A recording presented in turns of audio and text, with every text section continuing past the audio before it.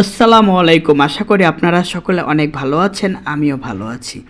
আজকে আমি কী নিয়ে কথা বলতে চাচ্ছি, আপনারা হয়তো আমার ভিডিও থাম্বনেল দেখে অনেকেই বুঝে গেছেন অল্প টাকায় আপনারা কিভাবে ট্রাক ভাড়া করবেন।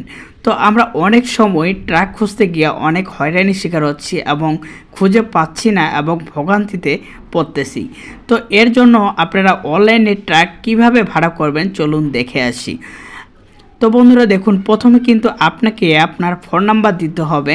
তো দেখুন আমি এখানে ফোন নাম্বার দিয়ে দিচ্ছি। এই অ্যাপসটি কোথায় পাবেন আমি ভিডিওর শেষে A to Z দেখিয়ে দিব। দেখুন আমার ফোন নাম্বার দেওয়া হয়ে গেছে, তারপর আমার ফোনে একটি ওটিপি কোড আসবে। তো দেখুন আমি আমার ওটিপি কোডটির জন্য অপেক্ষা করতেছি। তো দেখুন আমার ওটিপি কোডটি এখানে চলে এসেছে। তো আমি দেখে দেখে টাইপ করে দিলাম। তো অবশ্যই তারপরে এখানে আপনাকে নাম দিতে হবে।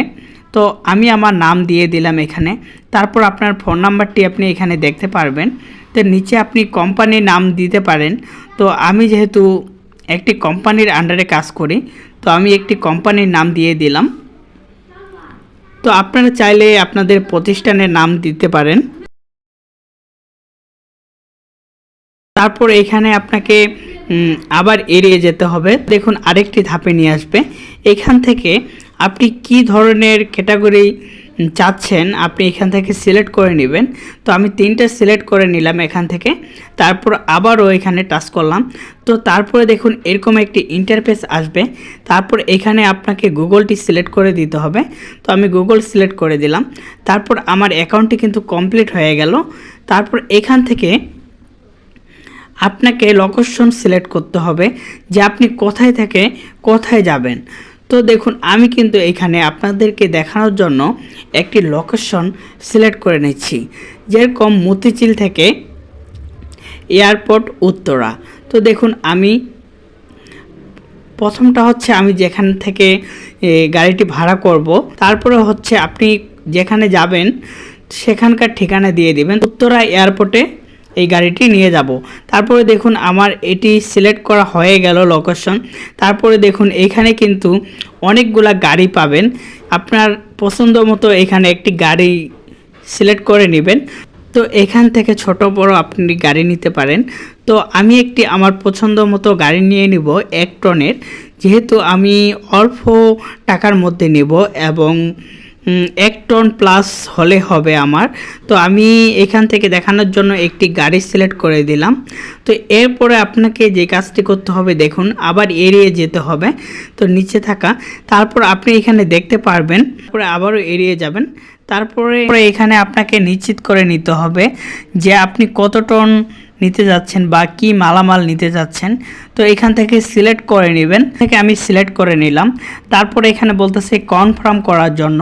তো আমি যদি কনফার্ম করি তাহলে কিন্তু আমার ফোনে কিছুক্ষণের মধ্যেই একটি ফোন চলে আসবে। তো সেই ফোনটির মাধ্যমে কিন্তু নিশ্চিত করতে হবে যে আমি তাদের গাড়িটি ভাড়া করতে চাচ্ছি কি না।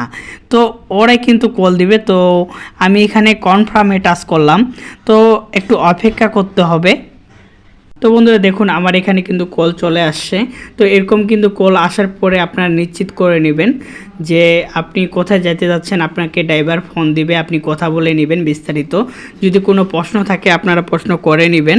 তারপরে আপনারা যদি একান্ত কেউ যদি না যেতে চান বা এটা যদি ক্যান্সেল করতে চান বা বাতিল করতে চান, তাহলে আপনাকে যেই কাজটি করতে হবে, তারপরে আপনার প্রোফাইলে চলে যাবেন। তো প্রোফাইলে আসার পরে দেখবেন এখানে হেল্পলাইন লেখা আছে।